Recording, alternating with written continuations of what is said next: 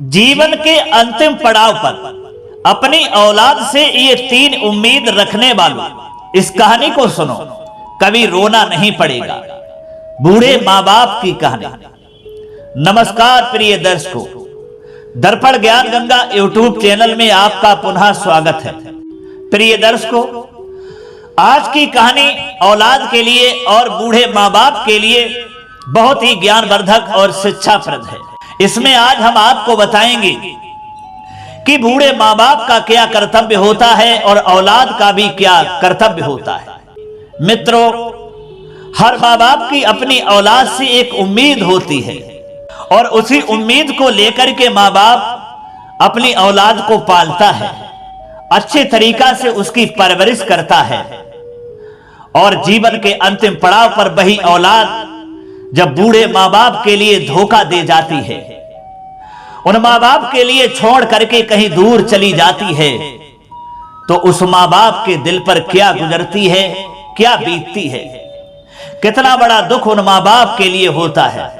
जो उम्मीद मां बाप अपनी औलाद पर लगाए हुए थे, वो उम्मीदों पर पानी फेर करके औलाद चली जाती है, दोबारा लौट करके अपने मां बाप की तरफ नहीं देखती है।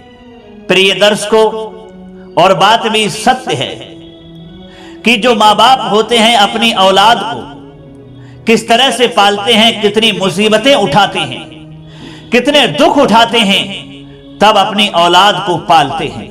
हर मां बाप अपनी औलाद को पालने के लिए रात दिन मेहनत करते हैं।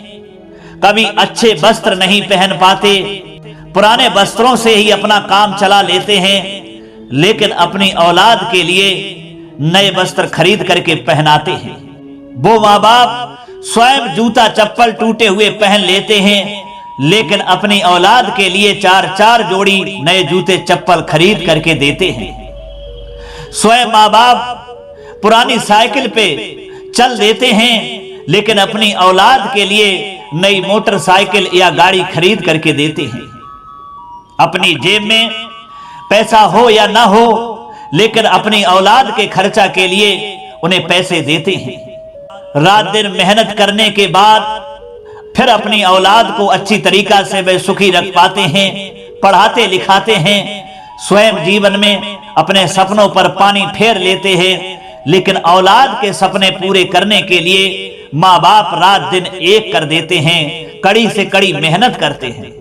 लेकिन प्रत्येक दुनिया का मां बाप अपनी औलाद को आगे बढ़ाना चाहता है, अपने से ज्यादा ये चाहता है कि हमारी औलाद हमसे भी ज्यादा बड़ा काम करे और बड़ा आदमी बन जाए, ताकि हमें ये फक्र से कह सकें कि ये हमारी औलाद है। मित्रों, इतनी कड़ी से कड़ी मेहनत करने के बाद जब मां बाप अपनी औलाद को पढ़ा लिखा करके कामयाब बना देते हैं और वही औलाद जब कामयाब हो जाती है, तो एक दिन उसी मां बाप को छोड़ करके और कहीं बाहर दूर चली जाती है। कितना दुख दोस्तों होता होगा। इसी तरह की एक दुख भरी ये मां बाप की कहानी हम इस वीडियो में आपको सुनाने के लिए जा रहे हैं। कहानी जो है वो बहुत ही दर्द भरी है और औलाद के लिए व मां बाप के लिए बहुत कुछ सिखाने वाली है। इसलिए आपसे निवेदन यही करूंगा कि इस कहानी के लिए ध्यान पूर्वक शुरू से सुनना और वीडियो की समाप्ति होने तक चैनल पर जरूर बने रहना, क्योंकि इस कहानी में इतनी बड़ी शिक्षा और इतना बड़ा दर्द है कि जब आप इस कहानी को पूरा सुनेंगे तो आपके आंखों से आंसू रुक नहीं पाएंगे, वो स्वतः ही निकल करके बहने लगे। चलिए दर्शक भाइयों, अब आरंभ करते हैं एक ऐसे ही बूढ़े मां बाप की ये दर्द भरी कहानी। प्रिय दर्शकों, एक समय की बात है, एक छोटा सा शहर था और उसी शहर में एक पति पत्नी रहा करते थे। वे दोनों दंपति जो थे टीचर थे, यानी वे स्कूल में पढ़ाया करते थे और जो तनख्वाह मिलती थी उसी से अपने बच्चों की परवरिश करते थे, पालते थे।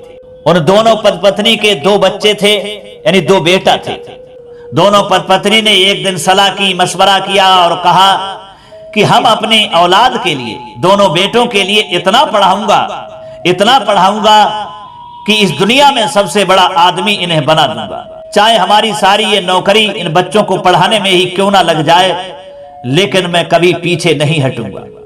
अपने पति के मुख से ये शब्द सुनने के बाद जो वह पत्नी थी, इन बेटों की मां बहुत ही प्रसन्न हुई और कहने लगी, स्वामी यही तो हमारी इच्छा है कि हमारी औलाद जो है इतनी पढ़े और इतनी पढ़े कि वह बड़ा आदमी बन जाए, अच्छी नौकरी करने के लिए शहरों में जाए। दोस्तों, और बात भी सच है कि दुनिया का हर माँ बाप जो है वो अपने से ज्यादा तरक्की औलाद की देखना चाहता है। आप यदि अपने जीवन में कामयाबी के रास्ते पर बढ़ते हैं, तरक्की दुनिया में करते हैं, तो आपकी तरक्की को देख करके ये दुनिया वाले आपसे जलने लगेंगे, आपसे ईर्ष्या करने लगेंगे। लेकिन इस संसार में एक माँ बाप ही ऐसा है कि आपकी तरक्की को देख करके बहुत ही खुश होगा। वही माँ बाप एक ऐसा है कि अपने से ज्यादा अपनी औलाद की तरक्की को देख करके प्रसन्न होता है। यह हर माँ बाप का एक स्वभाव होता है। प्रियदर्श को बड़ा आदमी बनाने की चाहत में वह पति पत्नी जो टीचर थे अपने दोनों बेटों के लिए पढ़ाने लगते हैं। अच्छे स्कूलों में पढ़ाते गए, कड़ी से कड़ी और भी मेहनत करते गए, और जो भी उन्हें नौकरी से जो भी तनख्वाह मिलती थी वो भी अपने बच्चों के लिए लगाते गए, उनकी कामयाबी में खर्च करते गए। उन्होंने कभी मुख नहीं मोड़ा, कभी पीछे नहीं हटे। धीरे धीरे बच्चे जो थे वो एक दिन जवान भी हो गए और अच्छी डिग्रियों को उन्होंने हासिल कर लिया। जब अच्छी से अच्छी डिग्रियां हासिल कर ली तो जो बड़ा लड़का था वह इंजीनियर बन गया और जो छोटा लड़का था वह एक बड़ा डॉक्टर बन गया। उन माँ बाप ने जब देखा कि हमारा बड़ा लड़का इंजीनियर है और मेरा छोटा लड़का जो है वो एक बढ़िया डॉक्टर है, तो उन माँ बाप के दिल में बहुत ही प्रसन्नता हुई। वह पिता अपनी पत्नी से कहता है कि हे प्रिय, आज जो हमारे सपने थे वो विधाता ने पूरे कर दिए। जो हमारी चाहत थी कि हम अपनी औलाद के लिए बड़ा आदमी बनाऊंगा, वही औलाद अब हमारी आज बड़ा आदमी बन गई। इधर दोस्तों, उन माँ बाप के बेटा तो एक इंजीनियर एक डॉक्टर बन गया और उन पर बुढ़ापा आ गया था। अब उन्हें पूरी सैलरी के बजाय उन्हें पेंशन मिलती थी। तो एक दिन वह बेटों का पिता अपनी पत्नी से कहता है कि हे प्रिय, अब हमारे बच्चे तो कामयाब हो गए, हम अपने बच्चों की शादी रचाऊंगा, एक अच्छे से शहर में जाकर के बहुत बड़ा घर बनाऊंगा, हमारे बच्चे भी पैसे कमाएंगे और हमें ये पेंशन मिलती है ना, इन्हीं पैसों को इकट्ठा करके एक बहुत बड़ा घर बनाऊंगा और उसी घर में हम अपने बेटों की शादी करूंगा, हमारी बहुएं आएंगी, हमारे नाती पोता होंगे, तो इन सब के बीच में कितना हमें सुख मिलेगा। हम सब लोग इकट्ठे रहेंगे, एक रहेंगे, तो वह हमारा घर स्वर्ग से कम नहीं होगा और हमारे जीवन का जो अंतिम पड़ाव अब आने वाला है, जो हम पर बुढ़ापा आने वाला है, वो सुख से चैन से अपने नाती पोता और अपने बेटों के बीच में गुजर जाएगा। दोस्तों, ये शब्द अपने पति के सुनने के बाद वह पत्नी कहती है, हाँ हाँ आप सही कह रहे हो, यही मैं सोच रही हूं कि एक बढ़िया सा मकान होगा और अपनी औलाद अपने नाती पोताओं के बीच में ये सारा जीवन हंसते हंसते गुजार देंगे। दोस्तों, ये सपने उन पत्नी ने अपने अंदर बना लिए। इधर दोस्तों क्या हुआ, जो बड़ा लड़का था वह इंजीनियर की नौकरी करने के लिए विदेश चला जाता है, पैसा कमाने के लिए विदेश में चला गया, और दूसरा लड़का जो डॉक्टर था वह दूसरे शहर में यानी दूसरे विदेश में नौकरी करने के लिए चला गया। केवल वह पति पत्नी उनके माता पिता घर पर रह गए। इधर बुढ़ापा भी उनके ऊपर प्रभाव अच्छी तरीका से जमा रहा था, बुढ़ापा आ चुका था। जब दोनों बेटा विदेशों में चले जाते हैं, प्रसन्नता उन माँ बाप के अंदर फिर भी थी। धीरे धीरे साल 2 साल बीत गए, लेकिन उनके दोनों बेटा घर लौट करके नहीं आया। एक दिन खबर आती है, फोन आता है उन माँ बाप के पास में। बड़े बेटे ने फोन पर कहा कि पिताजी, हमने विवाह कर लिया है, हमने शादी कर ली है। बड़े बेटा के ये शब्द सुनने के बाद में पिता कहने लगा, अरे लाल, तूने बिना बताए ही शादी कर ली? मेरा तो यही सपना था कि मैं यहीं कहीं से पास पड़ोस से तेरी शादी करूंगा, तुझे दूल्हा बना करके बारात लेकर के चलूंगा, लेकिन बेटा तूने बिना बताए ही शादी कर ली। वह लड़का कहता है, हाँ पिताजी, एक अच्छी सी लड़की मिल गई तो हमने विवाह कर लिया, आपको कोई एतराज है? दोस्तों, उस बाप के लिए, उस माँ के लिए धक्का तो बहुत तगड़ा लगा, लेकिन उस माता पिता ने अपने उस बेटा से कुछ नहीं कहा। जवाब यही दिया कि बेटा कोई बात नहीं, तुम्हें यदि अच्छी सी लड़की मिल गई, तुमने विवाह कर लिया तो हमें कोई इतराज नहीं है। दोस्तों, उस लड़का ने फोन काट दिया। फिर एक दिन छोटे लड़का का फोन आया जो डॉक्टर था। उसने भी अपने माता पिता से कहा कि पिताजी मैंने भी विवाह कर लिया है एक अच्छी लड़की को देख करके। उन माँ बाप ने कहा कोई बात नहीं बेटा, जब तुम्हारे बड़े भाई ने बिना बताए शादी कर ली तो तुमने भी अगर शादी बिना बताए कर ली तो हमें कौन सी मुसीबत है, कौन सी आपत्ति है। हर माँ बाप की यही चाहत होती है कि उसके बेटों का विवाह हो जाए, अच्छी पत्नी मिल जाए। वो तुम्हें मिल चुकी हैं, अब हमें कोई इतराज नहीं है, खुशी है, लेकिन आराम से रहो और एक दिन बेटा घर पर घूम जाओ। दोस्तों, बिना जवाब दिए ही कुछ छोटे बेटा जो डॉक्टर था उसने वह फोन रख दिया। माँ बाप की आंखों में आंसू आ गए। उन्होंने जो सपना देखा था कि अपने बेटों को स्वयं दूल्हा बनाऊंगा, बारात लेकर के जाऊंगा, वो उनका सपना वहीं पर चकनाचूर हो गया। फिर भी दोनों ने संतोष कर लिया और वह मां कहने लगी कोई बात नहीं, बेटा है, जवान है, और बेटा जब बाहर निकल जाते हैं तो वो अपनी मर्जी से ही विवाह करते हैं। कई लड़के ऐसा करते हैं, तो हमारे लड़कों ने कर लिया तो कौन सी मुसीबत है। इस तरह से अपने दिल को समझा लेते हैं और वहीं आराम से फिर रहने लगते हैं। एक दूसरे की मदद, एक दूसरे के काम में हाथ बटा लेते हैं, क्योंकि उस घर पर कोई तीसरा तो था ही नहीं। इसी तरह से दोस्तों 2 सालें और गुजर गई, और जब 2 सालें और व्यतीत हो गईं, उन माँ बाप के लिए अपने बेटों का इंतजार करते करते कि हमारा एक बेटा तो इंजीनियर है, एक डॉक्टर है, अब तो आएगा हमसे मिलने के लिए, लेकिन उसके बेटा दोनों मिलने के लिए नहीं आए। तो एक दिन उन बेटों की मां ने कहा अपने पति से कि ऐसा करो, फोन लगाओ और उनसे कहो कि बेटा घर पर आ जाओ, घूम जाओ। दोस्तों, तब उस पिता ने सबसे पहले अपने बड़े बेटा के लिए फोन लगाया जो इंजीनियर था, और उससे कहा कि बेटा बहुत दिन हो गए हैं, 4 सालें हो गई हैं, तुमने आकर के अपनी हमें सूरत नहीं दिखाई। तुम्हारी मां के लिए हमें तुम्हारी बहुत याद आती है।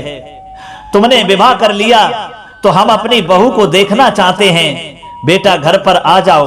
और तो सब कुशल मंगल है ना? बड़े बेटा ने जवाब दिया, हाँ पिताजी, मैं तो आपके पास फोन करने ही वाला था, आपके पोता हुआ है। दोस्तों, जब उस बूढ़े बाप ने सुना कि पोता हुआ है तो बूढ़े बाप और बूढ़ी मां के लिए खुशी का ठिकाना नहीं रहा।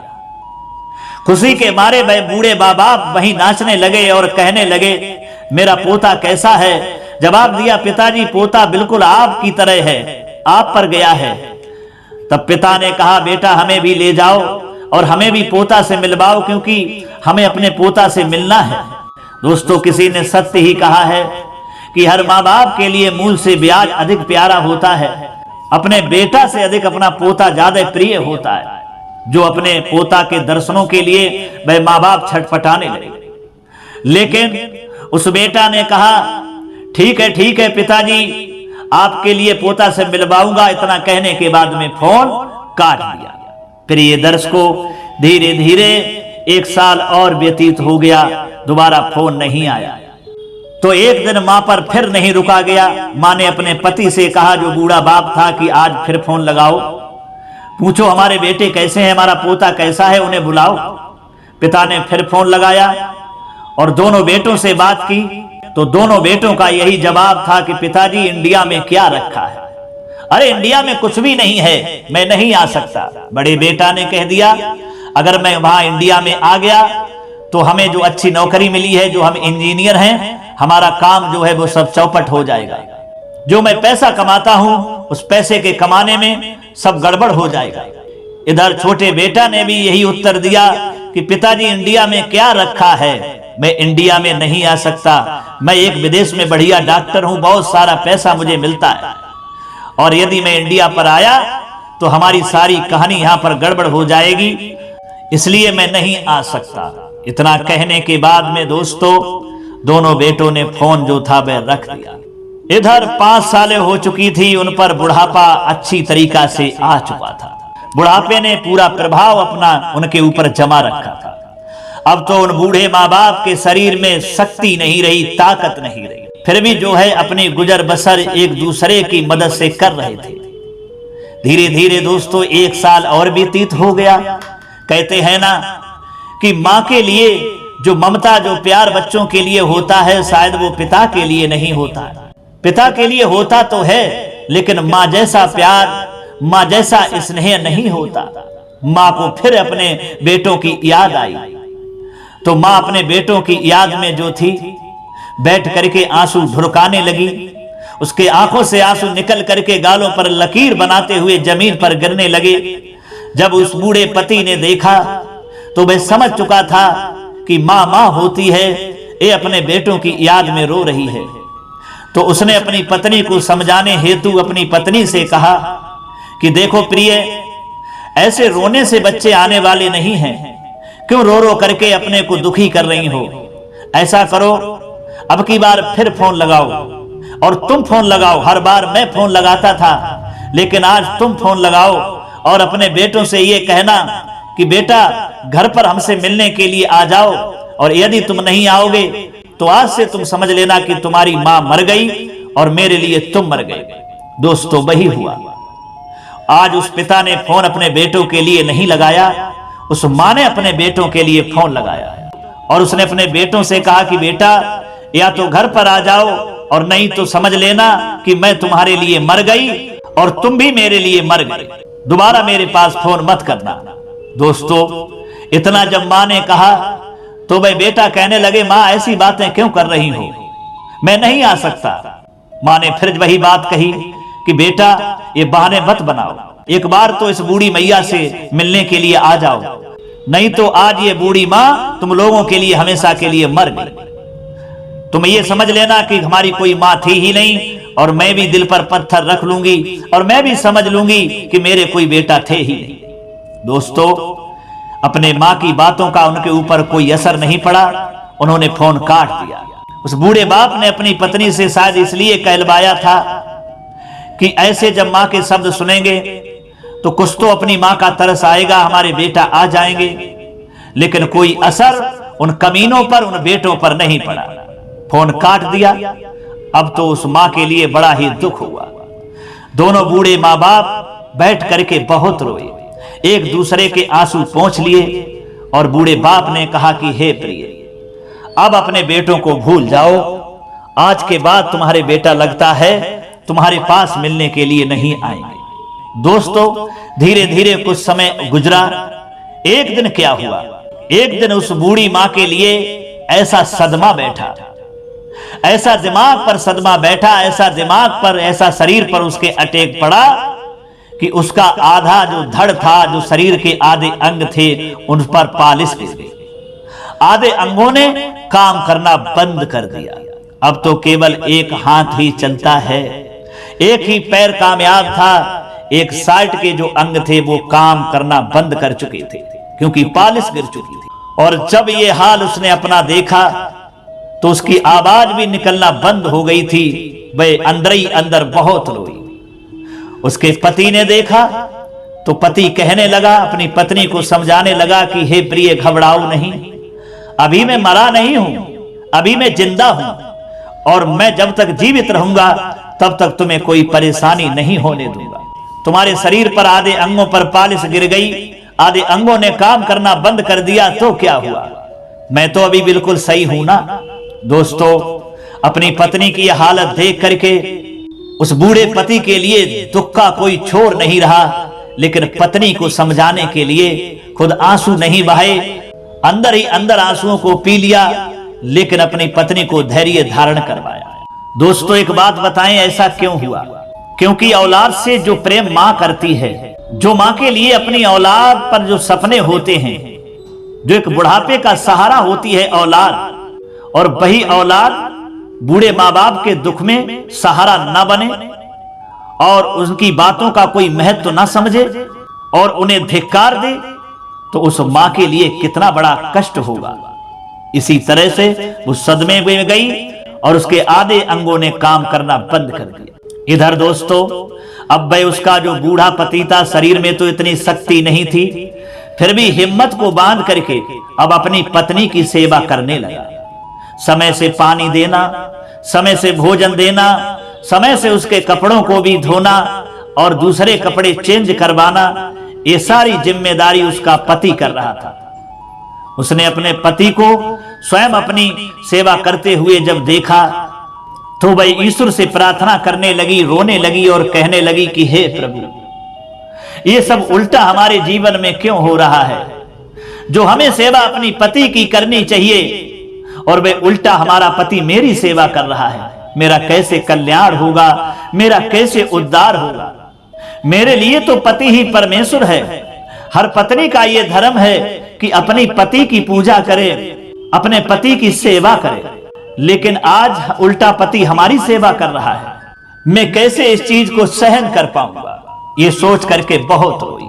पति ने समझाया, घबराइए नहीं, आपत्ति काले मर्यादा नस्ते, आपत्ति के समय कोई मर्यादा नहीं होती है। इस तरह से उसके बूढ़े पति ने उसे समझा दिया। सेवा करता रहा, रात दिन अपनी पत्नी की सेवा करता रहा। धीरे धीरे दोस्तों 10 साल हो गए, लेकिन उनके बेटों ने कोई हाल खबर नहीं लिया। एक दिन बूढ़े पिता ने फिर भी अपने बेटों के लिए फोन लगाया, अपने डॉक्टर के पास फोन लगाया और कहा कि बेटा, तुम्हारी माँ जो है उसके ऊपर पालिश गिर गई है, उसके शरीर के आधे अंगों ने काम करना बंद कर दिया है, अब तो आ जाओ। तो उस बेटा ने मालूम है दोस्तों जवाब क्या दिया? वह बेटा कहने लगा, पिताजी पालिश गिर गई है तो कोई बात नहीं, हमें अकाउंट में पैसे डाल रहे हैं, गाड़ी की भी व्यवस्था कर रहे हैं, हॉस्पिटल ले जाओ, वहां इलाज करवा लो, लेकिन मैं नहीं आ सकता। जब बेटा के ये शब्द सुने तो उस बाप के लिए क्रोध आ गया और कहने लगा कि हमें तेरे पैसों की कोई जरूरत नहीं है, चाहे जिंदा रहें चाहे मर जाएं, लेकिन आज के बाद मैं तेरे पास कभी फोन नहीं करूंगा। इतना कहने के बाद में प्रिय दर्शकों, उस बाप ने फोन काट दिया। अब शरीर में इतनी भी शक्ति नहीं है कि अपनी पत्नी की सेवा अच्छी तरीका से कर पाए। जैसे भी है तैसे भी हिम्मत बांध करके अपनी पत्नी को खिलाता है, पिलाता है, और बुढ़ापा जो है वो बढ़ता ही चला गया। 10 सालें हो गई बेटों का इंतजार करते करते, लेकिन किसी ने मुड़ करके उस घर पर नहीं देखा। एक दिन की बात है दोस्तों, शाम का समय था। रोज की तरह उसके पति ने भोजन बनाया और उस बूढ़े पति ने अपनी पत्नी के लिए भोजन खिलाया, पानी पिलाया और बिस्तर पर लिटा दिया। और लगभग अर्धरात्रि का समय था और आधी रात के समय जो उसका पति था दूसरे बेड पर सोता था, दूसरे बेड पर जाकर के लेट गया और सो गया। पूरी रात व्यतीत हो गई। इधर जब सवेरा हुआ तो उस बुढ़िया ने आंखें खोली और अपने पति की ओर देखने लगी कि अब हमारे पति उठेंगे तो हमारे लिए पानी लाएंगे, लेकिन वह पति उसका उस दिन उस सुबह नहीं उठा। इंतजार करते करते 7 बज गए, लेकिन फिर भी उसका पति नहीं उठा। दोस्तों वह बुढ़िया सोचने लगी कि हमारे ये पति सुबह 5 बजे उठते थे, लेकिन आज 7 बज गए हैं और अभी तक ये उठे नहीं हैं। ये देख करके वह बुढ़िया जो थी घबराने लगी, भयभीत होने लगी। फिर उसने बेड पर हाथ मारा, क्योंकि एक ही हाथ काम करता था। उसने बेड को खटखटाया, आवाज की, लेकिन फिर भी उसका पति जो था वह नहीं उठा। इंतजार करते करते लगभग 9:30 बज गए। वो बेड पर हाथ मारती रही, अपने पति को जगाने का इशारा करती रही। आवाज तो निकलती नहीं थी, क्योंकि जो गला था उस आधे गले पर भी पालिश का असर हो गया था, इसलिए आवाज नहीं निकल पा रही थी। जब 9:30 बज गए तो वह बहुत ही भयभीत हो गई। वह समझ गई कि लगता है आज हमारा पति जो है मेरे हाथ से निकल गया, लगता है आज हमें वो छोड़ करके चला गया। दोस्तों आंखों से आंसू बह रहे हैं, जैसे तैसे बेड से नीचे उतरती है, गिर जाती है। अब वहां और तो कोई था नहीं, केवल वो ही थी। बेचारी आवाज लगाने की कोशिश करती रही, लेकिन आवाज नहीं निकली। नीचे जब बेड से उतरी, उतरते समय गिर गई तो एक हाथ का सहारा लेकर के आगे बढ़ी। एक बात बताएं दोस्तों, पहले डिब्बे वाले जो TNT वाले फोन थे, वहां तक फिसलती हुई पहुंच जाती है। और उसने फोन उठाया, फोन डायल किया तो वह एक पड़ोसी के घर पर जाकर के लगा। जब पड़ोसी ने फोन उठाया, हेलो हेलो का शब्द किया, लेकिन उस बुढ़िया की आवाज नहीं निकली, हूं हां कर रही थी। उस पड़ोसी ने सोचा लगता है कोई पागल है, उसने फोन रख दिया। उस बुढ़िया ने फिर भी फोन लगाया, रिडायल किया, और जब रिडायल नंबर हुआ तो फिर उसी पड़ोसी के घर पर जाकर के लगा। पड़ोसी ने उठाया, बुढ़िया हूं हा कर रही थी, सही शब्द उसके मुंह से नहीं निकल रहे थे। दोस्तों, फिर उस पड़ोसी ने सोचा, उसको शंका पैदा हुई कि लगता है आज पड़ोस के घर में ना कोई उठा है, ना कोई खटपट हुई है, बात क्या है? हो सकता है इसी पड़ोसी के जो मास्टर मास्टरनी है उन्हीं के घर का ये नंबर ना हो। दोस्तों, उसने फोन तो रख दिया और फिर वे जो है उन मास्टर और मास्टरनी जो टीचर थे उनके गेट पर वह आदमी, वह पड़ोसी आता है और वहीं कुंडी खटखटाता है, आवाज लगाता है, लेकिन अंदर से कोई आवाज नहीं जाती है। उसने समझ लिया था कि लगता है अंदर कोई घटना घटित हो गई है। उसने फिर कुंडी खटखटाई। अब वह बुढ़िया जो अंदर थी बोलना तो चाह रही थी, लेकिन आवाज उसकी नहीं निकल पा रही थी। उसका पति जो था वह मरा हुआ पड़ा था। उस पड़ोसी ने फिर आवाज लगाई और कहा कि अंदर कोई हो तो कुछ तो आवाज लगाओ, कुछ तो बोलो, कुछ तो संकेत करो। तब उस बुढ़िया ने कुछ खटखटाहट की आवाज की, कुछ खटपट की। इससे उस पड़ोसी को पता चल गया कि अब तो पूरी तरह से कोई घटना घटित हो चुकी है। दोस्तों, उस पड़ोसी ने वहां के लोगों को इकट्ठा किया, जो कॉलोनी के लोग थे उनको इकट्ठा किया, और इकट्ठा करने के बाद में कहा कि ये दरवाजा तोड़ो, अंदर कोई घटना घटित हो गई है। पड़ोसियों ने दरवाजा तोड़ा, अंदर जाकर के देखा तो वह जो मास्टर साहब थे, जो बूढ़े थे, उस बुढ़िया का पति वह मर चुका था। बुढ़िया वहां पड़ी पड़ी रो रही थी। बुढ़िया सोच रही है कि अब मरना तो मुझको भी है। तुम हमारी अभी तक सेवा करते रहे, तुम भी हमें छोड़ करके चले गए, अब हमारी सेवा कौन करेगा? हमको भी मरना है। प्रिय दर्शकों, उसी समय वह बुढ़िया क्या करती है, एक हाथ उसका सही था, उसके लिए वहां पर एक चाकू मिल जाता है और उस चाकू को उठाती है सबके सामने और अपने पेट में वह चाकू मार लेती है और अपने प्राणों को वो भी छोड़ देती है। पड़ोसियों ने जब देखा तो उनकी आंखें नम हो गई। वहां पर एक डायरी पड़ी हुई थी जिस पर उनके बेटों का नंबर था। एक पड़ोसी ने उसके बेटा के लिए, जो इंजीनियर था, उसके पास नंबर लगाया। उसने फोन उठाया और पूछा, कौन है भाई? तो कहा कि मैं तेरा पड़ोसी हूं। उसने कहा, नमस्ते अंकल जी, हमारे माता पिता कैसे हैं? तब उसने बहुत उल्टी सुनाई और कहा कि अरे नीच कमीने, अब पूछ रहा है कि तेरे माता पिता कैसे हैं? अरे तेरा बाप मर गया रात में, तेरी माता ने भी अपने पेट पर चाकू मार करके आत्महत्या कर दी, और तू पूछ रहा है कि मेरे माता पिता कैसे हैं? तुझे बूंद भर पानी में डूब करके मर जाना चाहिए था। अरे नीच कमीनो, शर्म आनी चाहिए थी तुमको। दोस्तों, दूसरा नंबर फिर छोटे बेटा के पास में लगाया जो डॉक्टर था। उसके लिए भी यही शब्द कहे कि अरे नीच कमीने, तेरा बाप यहाँ मरा पड़ा है, तेरी माँ मरी पड़ी है और तुम्हें अपने पैसे कमाने की लगी पड़ी है। तुम अपने पैसों के लिए ही माँ बाप समझ रहे हो।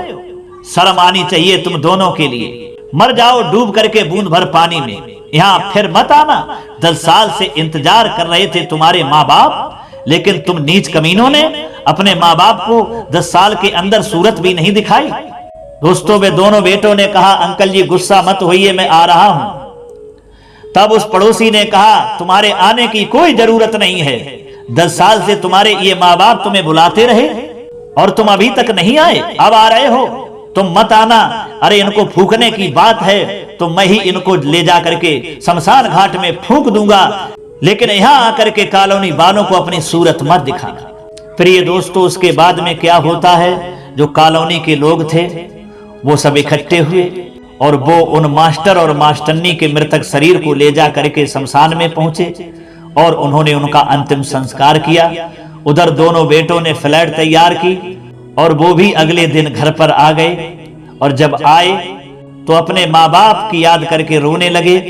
तो कॉलोनी वालों ने उनके लिए बहुत ही उल्टी सीधी सुनाई, गालियां दी और कहा है कि नीच कमीनों, यहां से चले जाओ, दोबारा यहां मत आना। अब यहां तुम क्या अपने माँ बाप की राख बटोरने के लिए आए हो? इतनी उल्टी सीधी कही, लेकिन उनके ऊपर कोई फर्क नहीं पड़ा। दोस्तों, कहते हैं ना, जो नीच और कमीनेपन की औलाद होती है उसको चाहे कितना भी कहो, चाहे कितनी भी गालियां क्यों ना दो, लेकिन उसके ऊपर कभी फर्क नहीं पड़ता है। फिर वह दोनों बेटा जो थे अपने विदेश जहां रहते थे वहीं के लिए चले गए। तो दोस्तों, ये थी एक बूढ़े माँ बाप की दुख भरी कहानी कि किस तरह से बूढ़े माँ बाप ने अपने औलाद को पढ़ाया था, लिखाया था, खुद कष्ट उठाए थे, रात दिन एक कर दिया था, लेकिन वही औलाद ने अपने माँ बाप को धोखा दे दिया, अपने माँ बाप को छोड़ करके दूर चली गई, लौट करके नहीं देखा। इसलिए दोस्तों, इस कहानी के अनुसार मैं आपको बताना चाहूंगा कि जीवन के अंतिम पड़ाव पर जब आप पर बुढ़ापा आ जाए तो अपनी औलाद पर ये 3 जो उम्मीदें आप लगाते हैं, ये उम्मीद कभी मत रखना।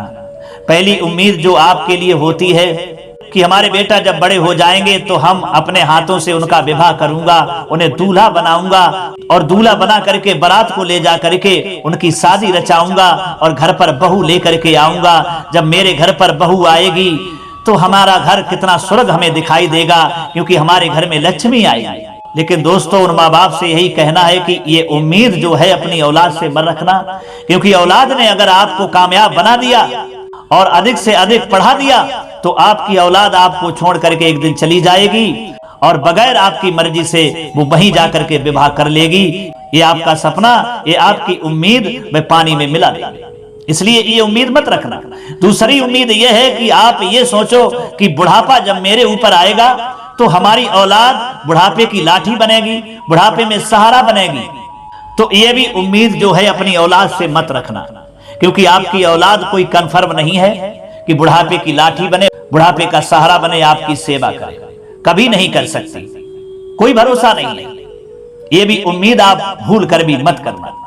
और तीसरी उम्मीद यह है कि आप ये उम्मीद लगाओ कि जब हमारी औलाद कामयाब हो जाएगी, बड़ा आदमी बन जाएगी, तो हमारा समाज में नाम होगा, हमारा समाज में यश होगा, कीर्ति फैलेगी, ये समाज हमारी इज्जत करेगा, सम्मान करेगा और हम दुनिया के सामने ये कह पाऊंगा कि मैं अपने बेटे का बाप हूं। लेकिन ये भी कोई जरूरी नहीं है कि आपकी औलाद से ही आपका नाम चल पाए।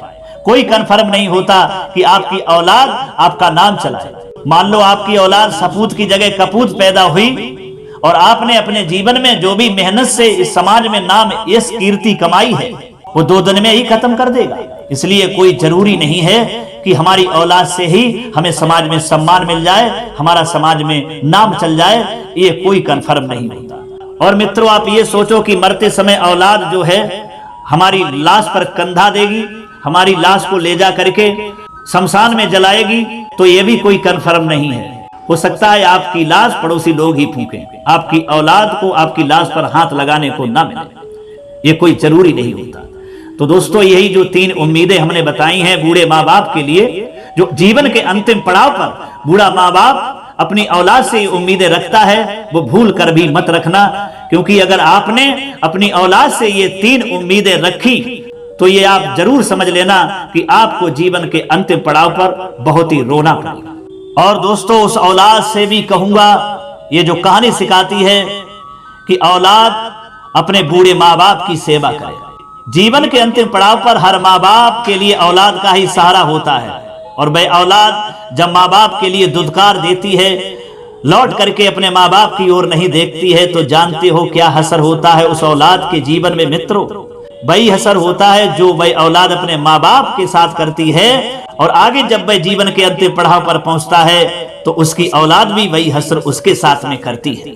फिर उसे याद आती है कि हमने अपने माँ बाप के साथ में गलत किया था, जो आज हमारी औलाद हमारे साथ में करने के लिए चाह रही है। इसलिए दोस्तों, इस कहानी के मुताबिक उस औलाद से भी मुझे कहना है कि जिस बूढ़े माँ बाप ने सब कुछ लुटा करके, कड़ी से कड़ी मेहनत करके दुनिया का कामयाब आदमी आपको बना दिया, लेकिन आपका भी धर्म है, फर्ज है कि अपने उस माँ बाप को मत भूलना और उसकी सेवा करना, जीवन के अंतिम पड़ाव पर उसकी कदर करना। अगर आपने बूढ़े माँ बाप की सेवा कर दी तो आपके माँ बाप का जो जीवन है, जो अंतिम पड़ाव का जीवन है, वो सुख से कट जाएगा, और यदि आपने छोड़ दिया तो उनका जीवन नरक बन जाएगा। क्योंकि मित्रों, किसी ने सत्य कहा है कि चाहे तीर्थ करो चाहे पूजा, ये सब इबादत झूठी है, और तुम्हें सुख कब होगा, क्योंकि तुम्हारी घर की मैया रूठी है। क्योंकि यदि तुम्हारे माँ बाप रूठे हैं, तुम्हारे माँ बाप कष्ट दुख झेल रहे हैं, और तुम अपने जीवन में सुख चाहो, तो तुम्हें सुख मिलने वाला नहीं है। ये कहानी औलाद के लिए यही सिखाती है। तो दोस्तों, कैसी लगी है ये कहानी? हमें उम्मीद है ये कहानी आपके लिए बहुत ही अच्छी लगी होगी, समझ में आई होगी। अगर ये कहानी आपके लिए अच्छी लगी है, कुछ सिखाया है इस कहानी ने, तो कमेंट बॉक्स में जरूर बताइएगा और हो सके तो अपने दोस्तों के लिए भी शेयर कीजिएगा, ताकि वो भी अपने माँ बाप की सेवा कर पाएं, अपने माँ बाप के साथ में ऐसा दुर्व्यवहार ना करें जो इस कहानी में उस डॉक्टर और उस इंजीनियर ने अपने माँ बाप के साथ में किया था। इतना समय देने के लिए आप सभी दर्शकों के लिए कोट कोट धन्यवाद। अब दीजिए इजाजत, पुनः मिलते हैं फिर अगली वीडियो में किसी और ज्ञान चर्चा में। तब तक के लिए सभी सब्सक्राइबर बंधु दर्शक भाइयों के लिए राधे कृष्णा, नमस्कार।